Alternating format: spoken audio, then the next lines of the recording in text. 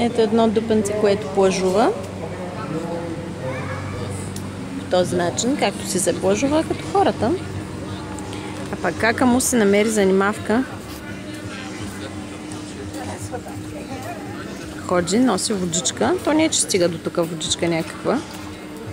И мокри на мама крачетата. Не тичаме, мамо, нали се разбрахме, че не тичаме? Разходи. Браво! Хайде, браво! И това вече е 20-тия път, в който ходи и се връща. Малко забравя, че не се тича. Но... Да, и ходи, носи водичка. Носи водичка и разхлажда на мама крачетата. Иначе не иска да влиза, да, но си намери голяма занимавка.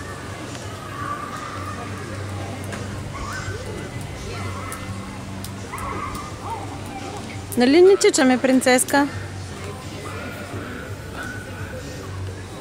Thank you!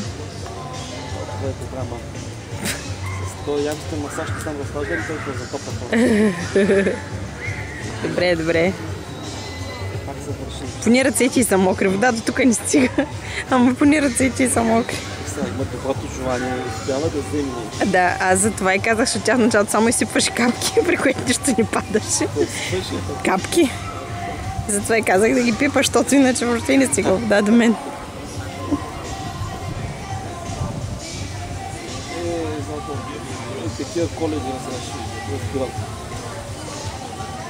Така ли си я представяш Коледата? Там едната от нас празнуваше рождения ден днес. И казах бяло вино. Той слага водна чаша и тя казва догоре. Това е така, както жешки я бират. Браво, мамо, thank you! На мама масажистката.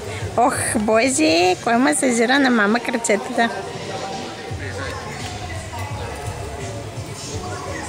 Тук им разни работи, коктейлчета и бирички и такива неща. Дай ти какво пиеш, бе? Коко-локо. Коко-локо. Лудия кокос.